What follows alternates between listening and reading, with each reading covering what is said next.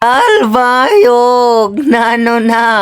Ako ngayon si Inday Budang, ang pinakamahusay nga bakla sa barangay Alibaba. Nga, Puriagaba la. Dahil nga ni holiday ngayon sa Calbayog City, barangay Alibaba, Calbayog City, Samar, Philippines, ay inagda nga ni tayo ng ating pinakamamahal na kapitan na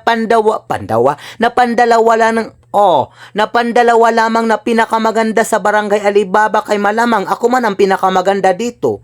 Dili siya pwede sa akon makiglaris kay sumaring kumatapalan lugod siya. Nya, gabaan. At pumunta nga ni kami doon sa sitio Barangay Ilawod sa kanila ising at tubang lamang yun sa Eskwelahan National High School kay para manguha kami ng kanilang mga pananim. At ang aking nga ni unang kinuha ay ang kanilang tanim sa kanilang takin lamang ay ang yung aranghita na hindi pa siya hinog kay nilagyan man nila ng kuan iton nga ni nga napaburot kuno sa tiyan. Ano bang tawag unta siton?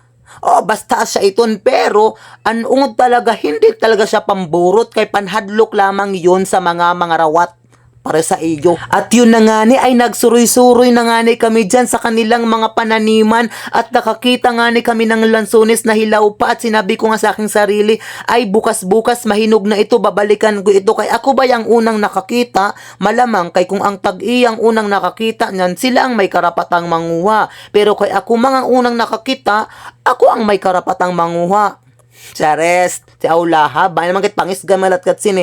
At yun na nga ni, sinilip-silip nga ni namin muna dyan kung may hinog ba talaga yung isaw na kanilang pananim. Pero kay nang nagsilip-silip na nga ni kami, nakakita na nga ni kami ng hinog doon. At dahil nga ni tayo lamang yung matig-atig dyan, ay ako na nga ni ang nag-decide na magsakasaka sa kanilang rambutan.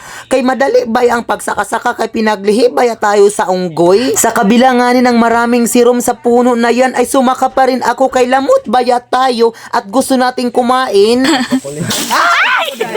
Matapok ini. Hulog ko nga, sir. Magbabayaran ka Nahadlok nga ni ako dyan ng very light kay nabanggi man yung maliit na sanga kay ang puno nga ni ng rambutan ay marupok man katulad sa imo. Maokay nakitaan ka nga ni sankuan mga ulitaw daraga dayon la. Pagpipisok-pisok san mata.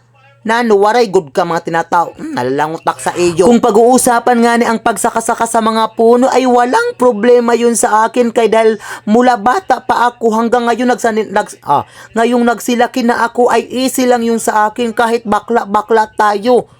Kay sabi ko nga ni pinaglihi tayo sa unggoy at yun na nga ng ating kapitana dyan ay sinugo ko na talaga oy nano ako pa sa maninirok nga akong pinanguha ng mga rambutan an iyo pagkaon nala kaupay o din niyo hindi rin kamdog tagaan. At yun na nga ni pagkatapos naming makakuha kay medyo kulop naman siya ay nagsiuwi na nga ni kami pabalik sa aming patutunguhan niya. At nang dumaan na nga ni kami sa ilog-ilog niya dyan, naghinsaw nga ni kami kay kakatul sa among tiil pariyo sa imo kakatul.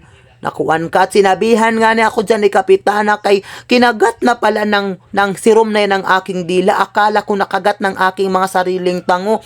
At nang pinatingnan ko sa kanya, kinagat na pala ng kuan ng sirom at sinabihan niya ako na manhid na raw ako. Tapalang kulugod ikaw, imubaba diri ka na maara maghirot-hirot na sa mga panyakan.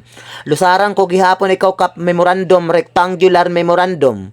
Ang kaura-ora. At yun nga ni nag-decide nga ni kami na dalhin doon sa sigad yung rambutan na kinuha namin sa taniman nila ising kay para kung maagian kami ng mga drivers, mga basta lover ay maira sila sa kaamin. At baka naman baka nga ni mabighani yung mga bugoy sa akin. Yun lang ngayon, salamat kay kapagal pa niyo. Nalangot ak.